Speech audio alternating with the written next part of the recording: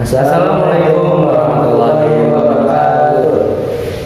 Ya, kami bertiga di sini ingin membahas tentang reproduksi virus dan peranan virus. Sebelumnya kami ingin memperkenalkan diri kami masing-masing. Nama saya Muhammad Majid. Saya Imam Islami. Saya Muhammad Fadlan Alwildan. Nah, sebelum masuk ke reproduksi virus, kita mau nanya dulu sih tentang Wildan. Reproduksi virus itu yang kamu ketahui apa aja sih? Reproduksi virus itu ada dua litik dan isogenik. Terus? Setahu kamu aja,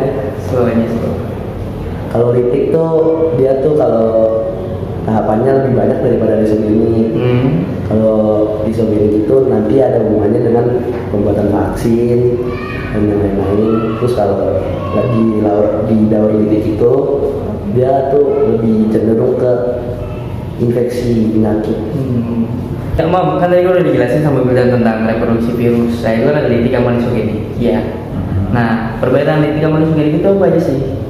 Perbedaannya nih di antara litik sama isogenik nih. Kalau litik ini adalah penyebaran penyakit melalui infeksi. Nah, kalau isogenik itu dia penyebaran melalui virus vaksin. Dari kalian berdua udah tahu gak gimana sih proses dari reproduksi virus ini, tahapan-tahapannya, fase-fasenya gitu? Tahu. Yang pertama litik nih. Kalau litik tuh dia tahapannya lebih banyak kan. Itu yang pertama tuh ada absorpsi. Itu awalan kita tuh virus tuh nempel ke tubuh kita. Nah nanti dia tuh menyalurkan materi genetiknya tuh pas sudah nempel. Nah pas penyaluran itu namanya tuh injeksi. Nah setelah itu virus yang tadi nempel itu mati dia. Nah habis materi genetiknya kan ngalir tuh. Nah itu nyari jaringan kita. Nah itu tuh namanya apa ya? Apa? Aku lupa. Sintesis. Iya, sintesis kan? Ya, lanjut. Ya, maaf ya. Sintesis. Nah, itu tuh kalau menyatu tuh dia Di fase yang mana? Di titik apa isogenik? tadi litik. Titik itu perakitan. Nah, terjadi perakitan struktur virus tuh dia udah mulai bentuk tuh jadi virus. Nah, setelah udah jadi virus, dia mengalami lisis.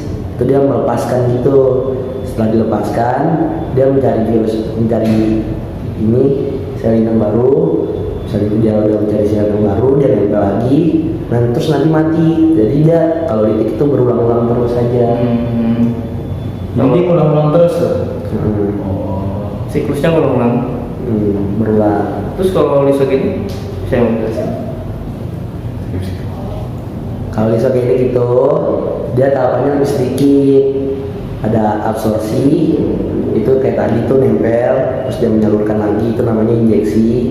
Nah, habis di injeksi ini dia mencari jaringan kita tuh. Bentar, berarti di fase injeksi sama dengan fase apa tadi yang pertama? Absorpsi. Nah, berarti itu sama ya? Sama, dia dua awalan fase itu tuh sama dia. Nanti dia mencari jaringan kita. Dan dia tuh melakukan penggabungan untuk menjadi antibodi. Penggabungan antara virus dengan apa tuh? Virus dengan kuman. Enggak dong. Oh, bukan. Masih Antibodi. Antibodi. Nah, dia berteman tuh, nanti dia bergabung jadi teman. Jadi pas sudah bergabung itu, misalnya nanti ada Teman baik itu teman biasa. teman baik. Teman baik. Iya. Tapi kalau ada virus yang sama lagi datang, nah itu tuh yang tadi udah bergabung itu bisa Melawan virus yang datang itu. Karena dia udah bergabung ini belum nih, dilawan bisa. Itu lawan ini boleh tuh ditonjok banyak. Tahu. Nah, setelah udah nih gabung, soalnya dia bosen nih. Wah, udah bosen lah, gue gak mau berteman lagi. Waduh, bosen. Dia melakukan pembelahan sel. Jadi itu menjadi virus baru. Contohnya tuh, contohnya tuh kayak virus HIV. Nanti dia misalnya itu kan kita harus melakukan ya, yang apa itu? perangsangnya untuk virus HIV itu muncul, nanti dia berubah menjadi membelah sel gitu. membelah sel menjadi virus AIDS. Seperti itu kurang lebih. Ya itu tadi kan ngebahas tentang reproduksi virus ya. Nah itu kan ada litik dan isogenik. Nah kaitan litik dengan isogenik ini kan tadi ngebahas tentang infeksi sama vaksin buat kekebalan tubuh kita. Nah fase injeksi ini kok injeksi sih? Astaga. Nah ini kan fase vaksin. Nah maksudnya vaksin itu kayak gimana sih? Ada di mana tadi? Kalau vaksin itu ada di fase daur lisogenik. Kalau infeksi? Infeksi ada di daur litik. Gitu. Karena apa tuh? Karena ya tadi kan seperti yang udah dijelasin tadi, kalau fase lisogenik itu dia membentuk antibodi dari penggabungan. Jadi mengulang-ulang. Bukan, kalau mengulang tuh litik. Kalau litik? Litik penggabungan. Enggak dong. Ayo, kalau litik itu kan sifatnya itu kan dia keluar dari fase lisis, dia keluar dari sel inang, itu bakal mati dan bakal nyalurin lagi materi genetiknya itu ke sel inang yang baru. Jadi kayak gitu terus aja muter. Nah, menarik buat ngebahas infeksi virus ini kan kita juga tahu semua ini kan ada namanya virus corona. Tahu dong? Tahu dong. Kita 2 tahun sekolah loh. Nggak sekolah gara-gara corona. Bukan nggak sekolah sih, kayak sekolah di rumah aja gitu sih. Gimana? Ya kan dulu. Iya. Ya. Itulah ya. Pokoknya gitu. Untuk virus corona ini kalian tahu nggak penyebarannya kayak gimana sih, reproduksinya kayak gimana, kok bisa sampai di Indonesia gitu? Penyebarannya tuh dia litik ya. Iya. Litik. Kalau coronavirus tuh lebih ke litik kayaknya. Soalnya dia kan menyebarnya menginfeksi, dia kan penyakit tuh. Dan vaksinnya itu daur lisogenik. Ya itu sebenarnya virus corona juga, tapi Virus juga buat lawan si corona itu. Berarti banyak dong jenis-jenis vaksinnya. Banyak. Terus untuk pertanyaan lagi nih buat kira-kira buat Wildan. Terus kan virus ini kan ada daur reproduksi injeksi. Nah injeksi itu maksudnya gimana sih? Tadi kurang jelas. Injeksi itu ini materi genetik dari si virus itu disalurkan ke tubuh kita.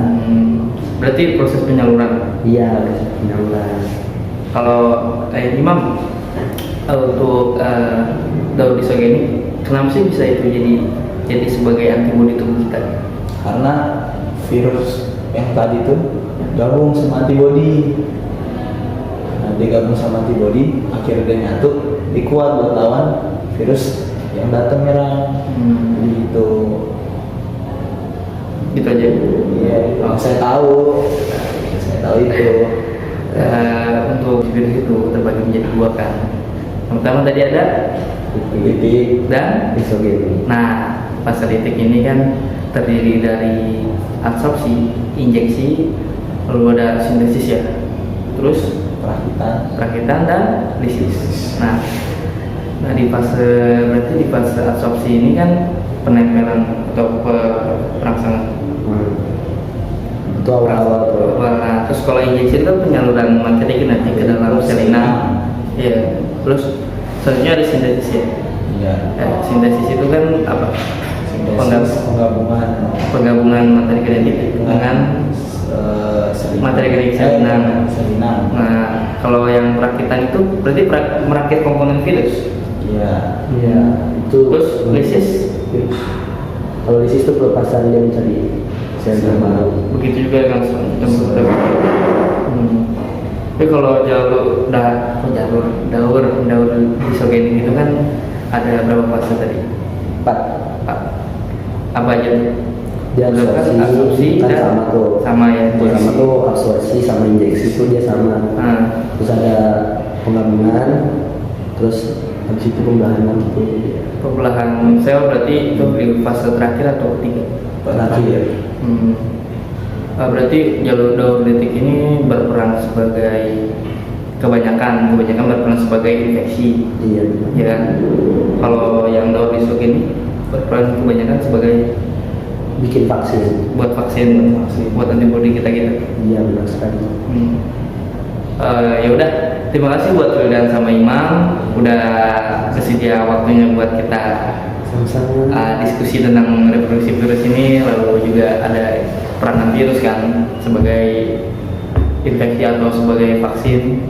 Makasih juga buat teman-teman yang di belakang layar udah nemenin kami buat bikin diskusi ini. Makasih. Sekian dari kami. Mangkola walatan Zurmankola. Nun wal kolami wa maesturun. Fastabiqul khairat. Saya Wildan. Saya Akmal. Saya Imam. Assalamualaikum warahmatullahi